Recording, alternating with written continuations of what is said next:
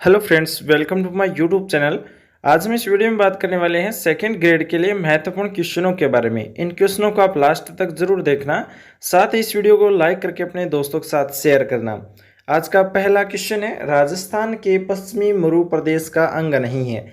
इनमें से कौन सा ऑप्शन है जो पश्चिमी मरु प्रदेश का अंग नहीं है? ए ऑप्शन नागौर उच्च भूमि, बी ऑप्शन घग्गर का मैदान, सी ऑप्शन विंध्य कगार भूमि, डी ऑप्शन गोडवाट भूमि। तो इसका जो सही आंसर है वो हो जाएगा सी ऑप्शन, यानी 3 नंबर ऑप्शन सही होगा। विंध्य कगार जो भूमि है ये राजस्थान के पूर्व में है, न कि पश्चिमी मरु प्रदेश का एक अंग है। तो सी ऑप्शन इसका सही होगा, विंध्य कगार भूमि। अगला है, विंध्य कगार भूमि जिन नदियों के मध्य स्थित है तो वह नदी कौन सी है?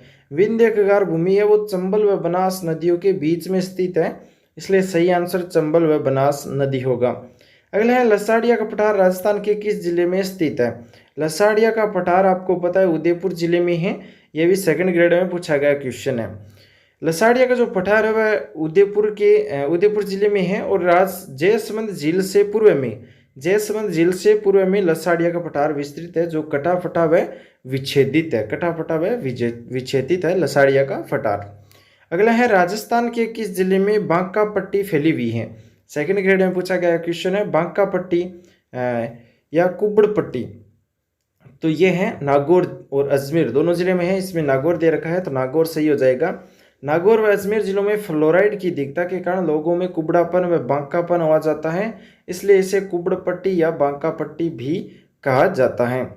अगला है, भारत के मरुस्थलीकरण एवं भू अवनयन एटलस इसरो 2007 के अनुसार राजस्थान में मरुस्थलीकरण से प्रभावित क्षेत्र कौन सा है? मरुस्थलीकरण से प्रभावित क्षेत्र कौन सा है?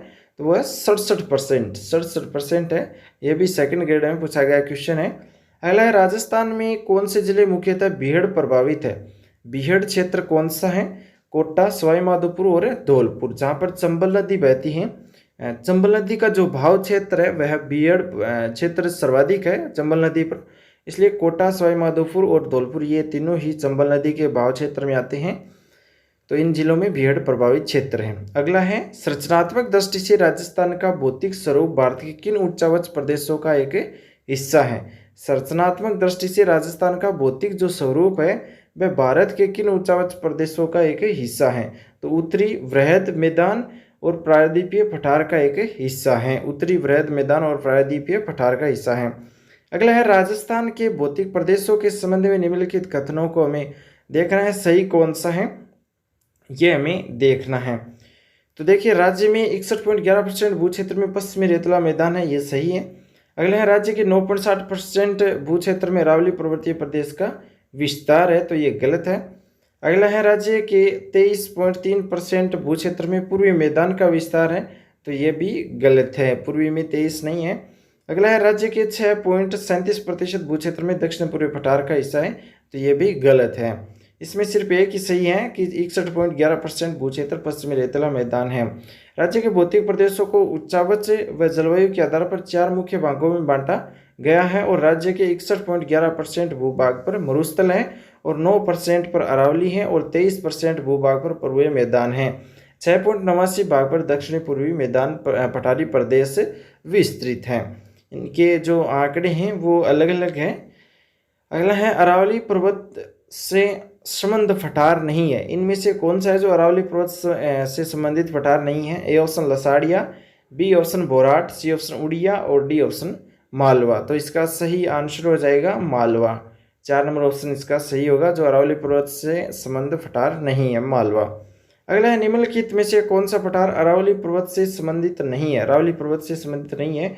ए ऑप्शन लसाड़िया का पठार, बी ऑप्शन उड़िया का पठार, सी ऑप्शन बघेलखंड का पठार और बोराट का पठार। तो बघेलखंड का जो पठार है वह अरावली से संबंधित नहीं है, ये राजस्थान में ही नहीं है बघेलखंड का, इसलिए यह अरावली से संबंधित नहीं है।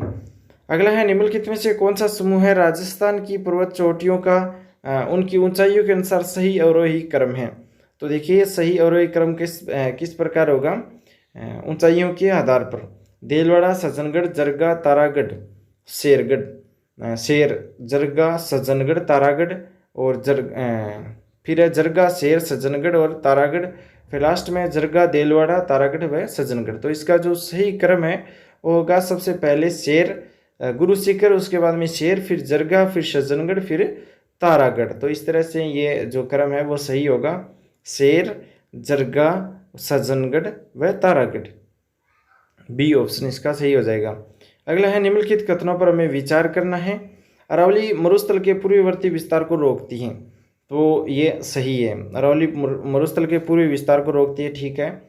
फिर है 2 नंबर, राजस्थान की सभी नदियों का उद्गम अरावली से है, तो सभी नदियां अरावली से नहीं निकलती हैं, ये गलत हो जाएगा। फिर राजस्थान में वर्षा का वितरण प्रारूप अरावली से प्रभावित नहीं होता है, तो ये गलत है। जो राजस्थान में जो वर्षा का वितरण प्रारूप है वो अरावली से प्रभावित होता है, ठीक है। उसके बाद में अरावली प्रदेश को धात्विक खनिजों से समृद्ध है, ये सही है, इसलिए 1 और 4 2 ही सही है और 2 और 3 गलत हैं, तो 1 2 सही हो जाएगा।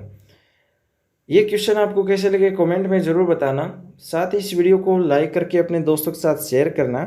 चैनल पर आप नए हैं तो इसी तरह के महत्वपूर्ण क्वेश्चन देखने के लिए और शिक्षक भर्ती की तैयारी कर रहे हैं तो चैनल को सब्सक्राइब जरूर करें। Thanks for watching. आपका दिन शुभ हो।